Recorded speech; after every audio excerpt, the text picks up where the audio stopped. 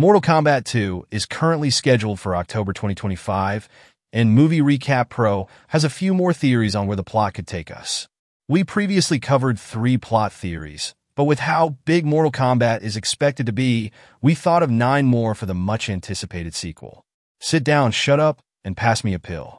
Our first expectation is based on the game Mortal Kombat 2, where the titular tournament takes place in Outworld. We already know, per the filmmakers, that the tournament is going to happen, and we expect Earthrealm to be absent for much of this sequel's runtime.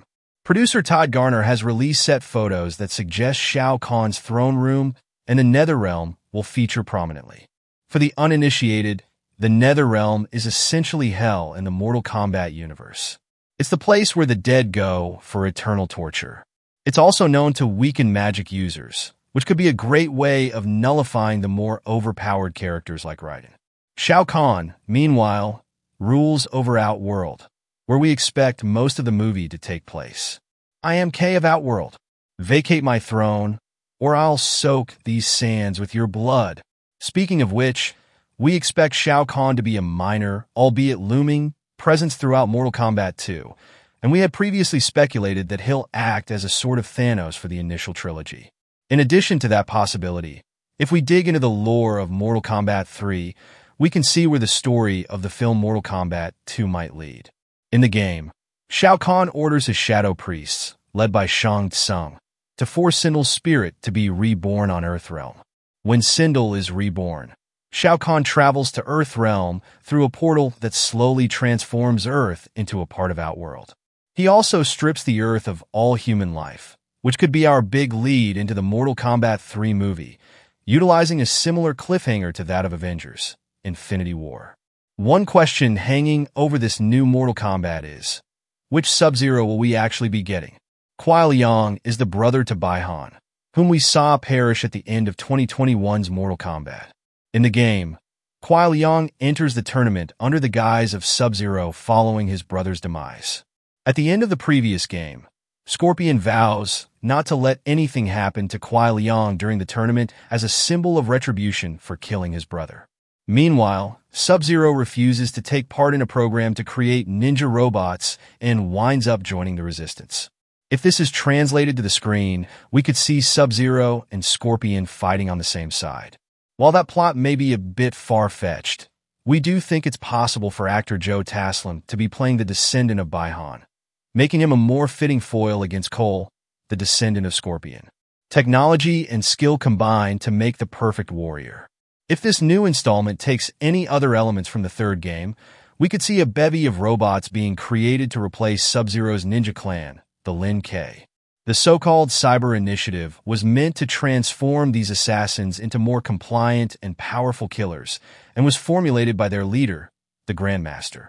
The plot of the game is perhaps a little outlandish, but at the very least, we could see the same technology used to give Jax his robotic arms, utilized once again to create cybernetic ninjas. This could also tie in with Sub-Zero's plot, giving him a reason to want to distance himself from his clan. Why does fate seem always to conspire against us?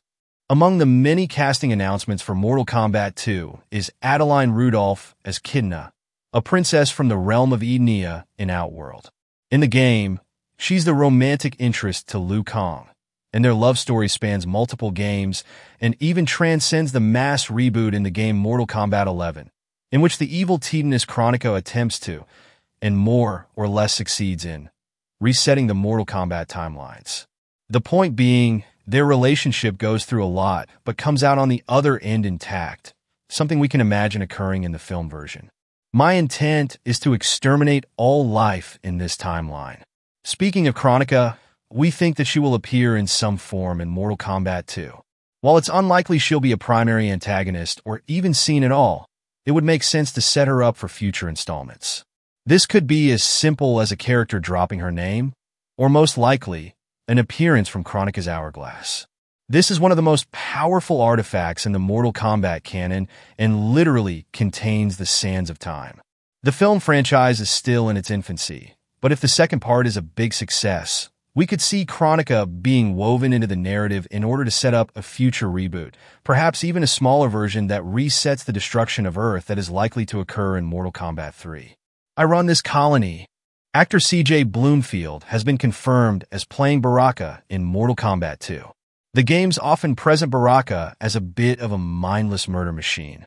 In the 2023 game Mortal Kombat 1, Baraka is given a more sympathetic backstory, wherein it is revealed that he was once a wealthy Edenian merchant who contracted a terrible disease called Territ, which transforms its victims into creatures like him.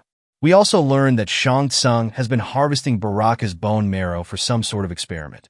While this all seems like a lot of backstory to be given to such a relatively minor character, in the film version, it could be a great way to give Baraka a more tragic human character arc. Today's events were foretold in the final quadrant of the prophecy. With Damon Harriman cast in Mortal Kombat 2 as evil sorcerer Quan, it seems like one of our main antagonists might be set. You might remember Harriman for playing Dewey Crow in Justified or for his brief role as Charles Manson in Once Upon a Time in Hollywood. Quan is a demon from the Netherrealm who is known for teaming up with Shang Tsung as part of the Deadly Alliance. With Chin Han returning as Shang, it seems likely the two of them will team up to cause havoc, most likely through the use of dead warriors, whom they can use as their own personal army. Necromancy is one of Quan Chi's notable abilities in the game, and so it could be that that's how we see the return of deceased characters like Kano and Goro for the tournament in Mortal Kombat 2. Of course, we can't neglect the return of Shang Tsung, whom we last saw taking the bodies of his fallen soldiers and returning to Outworld. Among the souls in his inventory is that of Kung Lao, whom he killed earlier in the film. Max Wong is set to return in the sequel, which means we're likely to see him resurrected in some capacity, most likely as a Revenant Kung Lao or Dark Kung Lao. The Revenants, also known as races, are essentially undead versions of fallen warriors who have returned from the Netherrealm. They are created by Quan Chi, who uses them as his own personal army. Kung Lao is just one of many and is joined by characters like Sub-Zero in his noob Cybot form, as well as characters like Liu Kang and Jax, who had previously given their lives to protect Earthrealm from Shao Kahn. It seems pretty likely that we'll get some form of Revenant under Shang Tsung, probably utilizing Quan Chi's mystical powers to aid in entering these dark, undead variants into the Mortal Kombat tournament. I don't think so. So those are our theories for Mortal Kombat 2. Do you agree? Or do you think something different will happen? Thank you for watching Movie Recap Pro, and stay tuned for more movie news.